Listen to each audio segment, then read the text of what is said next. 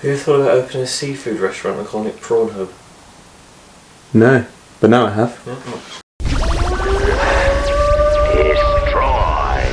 So yeah, this is going to be an update on the Nissan PS13.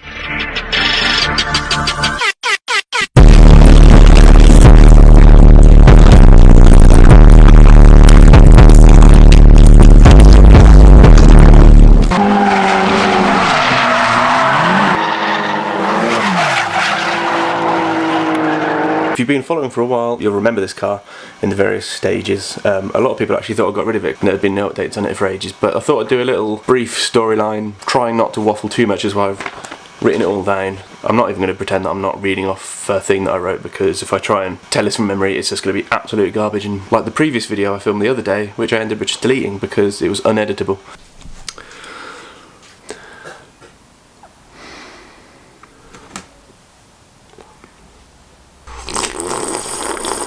If I try to fit it all in one video, it's going to be way too long and really boring. So hopefully you enjoy it. It looked very similar to how it does now as to when I bought the car 7 years ago. It was an absolute heap.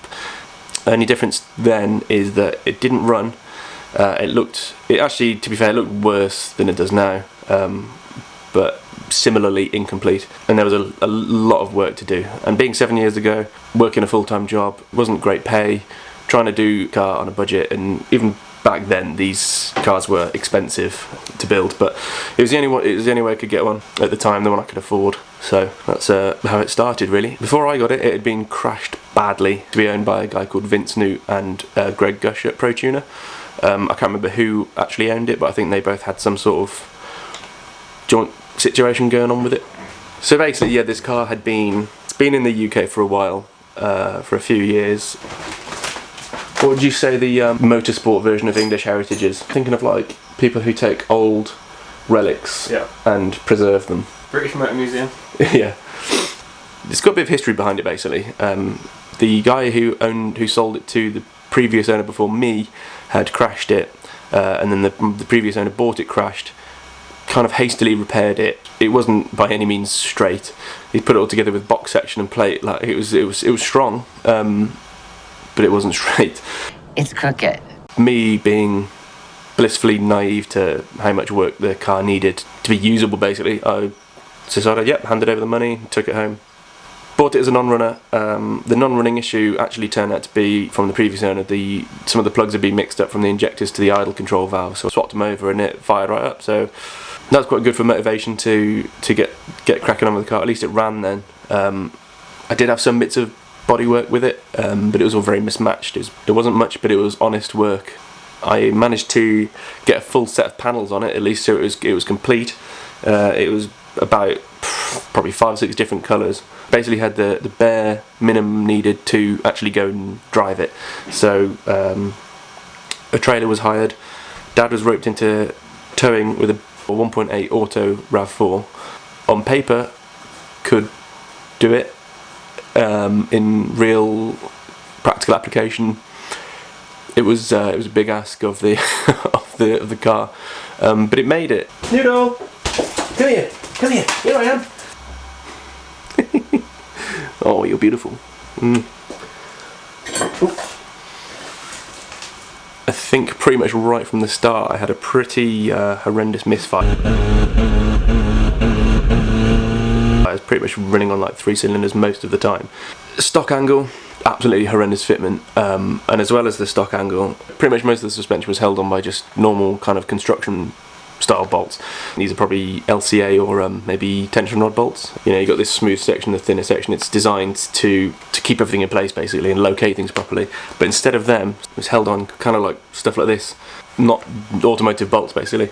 So everything was moving about. Nothing stayed in place. There's no point having an alignment on it.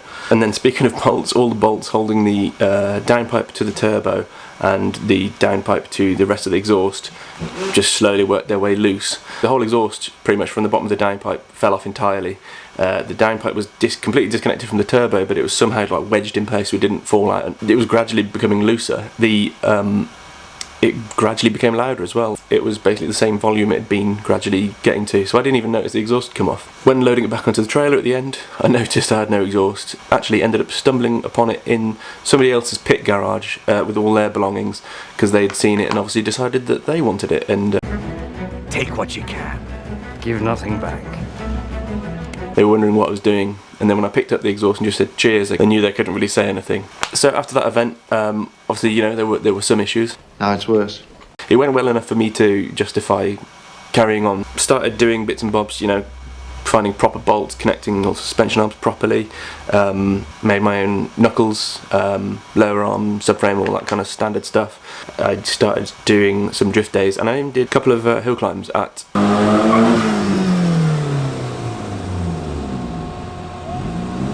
Shelsley Walsh, which is just down the road from me, about a 5-minute drive.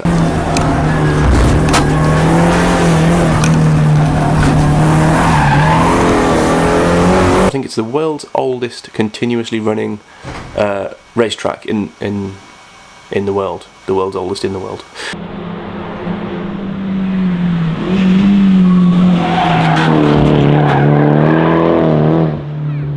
Which is really cool. It's very, very narrow, very, very steep, and quite scary to actually drive at full commitment. But eventually, event at Driftland, I had misfires the whole way. One of the coil packs kept dying. It's the igniter basically just holding it on, or I think it was a combination of that and the fact that the fuel tank had been squashed up against the bottom of the fuel pump that was starving it of fuel, running lean, and it was losing compression. Had a SR20 on standby to put in, fixed a few more wiring problems, painted the car all one colour, and it completely transformed the car. Ah!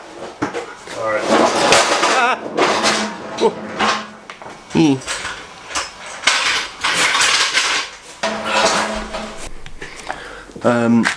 Okay, change scenery because Aaron's packing some stuff in there and making an absolute racket. That was essentially the start of the Nissan's heyday. I had some really, really good times with it in this stage. Stock power, stock boost, basically did a drift day pretty much every month, with some extras in there at Teesside and Rockingham, Driftland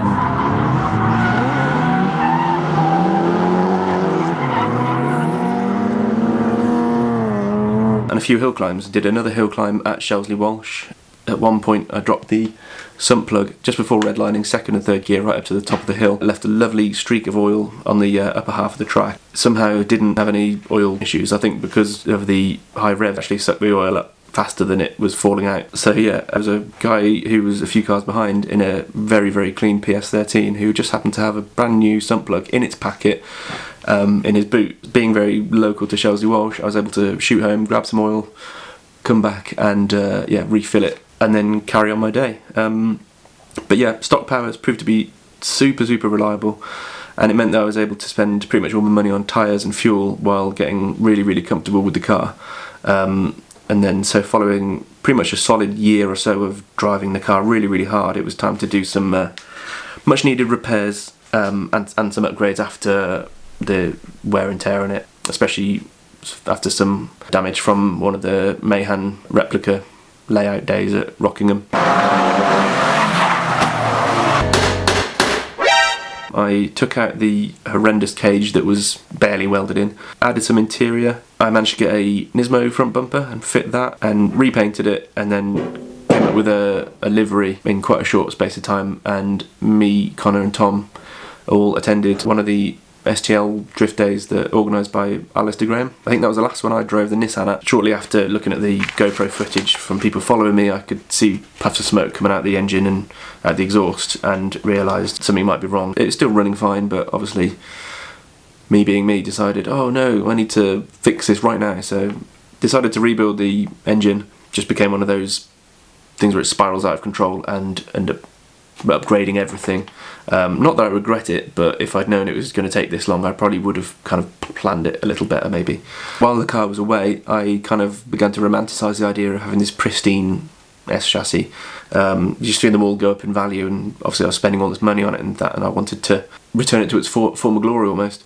I'd had the front end all tube fronted as well, so that was all beautiful and straight now. So when I got the car back, I'd had this idea in my head of a perfect car that I was going to build, and immediately became overwhelmed with the prospect of the task at hand, really. Once I was reminded of the state that the shell was in, I kind of was at a loss for how I was going to get it there without just spending way more money than was sensible or logical or reasonable. That being said, I sent it off to Phil Randall to have it fully rewired, because the wiring was always an issue. I don't know how it worked up to that point, but it always seemed to just about work. But the fact it hadn't set on fire at that point was nothing short of a miracle. I sourced a few looms off people. Danny Wyman very kindly donated a couple of PS13 looms, and then I also had some looms from a guy in Ukraine who just was casually breaking a car for spare parts while his country was being invaded by the Russians, which pretty surreal, but hey, I needed the looms, so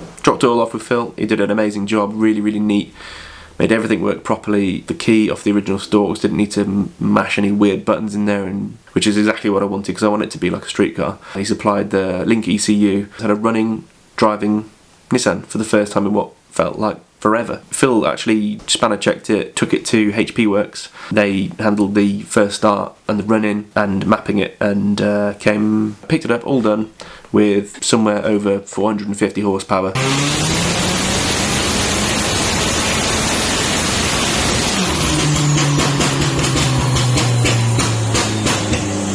Mechanically, there's still bits to do. Full rear suspension refresh, fuel lines, brake lines. Yeah, these cars they're never really ever done, but it's probably as close to being done as it's ever been. I hope you enjoyed the brief rundown. What took so long? So yeah, that pretty much takes us up to speed. There's probably a lot of other little bits and bobs I could mention, and hopefully it won't be too long until it's out and driving and shredding and ripping. The ripping and the tearing. See ya. There's something else. 10% off hardware, services and bushes, so rack spacers. I think that covers brake lines, engine risers, and then we got the knuckle modification, IS200 spindles, there's one right there behind me, that kind of stuff. 15% off control arms and knuckles. A lot of the knuckles and stuff we do bundles all year round, capped at I think 10% off. So 15% off is quite a bit of extra savings on there if you're looking at buying a few things. 20% off the seat brackets for NA and NB. 50% off merch. Up to 40% off fiberglass bumpers, bonnets, all that stuff. We're also going to be releasing the NC and RX8 front angle kit. So it'll be knuckles, front upper arms, brake lines, front lower arms. We've been desperate to release them, but the testing's just been taking a little bit longer than we'd hoped. Pre-order. Don't get carried away ordering it all and then expecting it to turn up next week. Everything else that's in the sale is in stock. We have to ship that pretty much immediately. The NC stuff, yeah, will be pre-order. So the likelihood is probably early new year we'll get the kits all fully built. We'll do it sooner if possible, but these things do take time, so keep that in mind. But yeah, that's it. So see you later.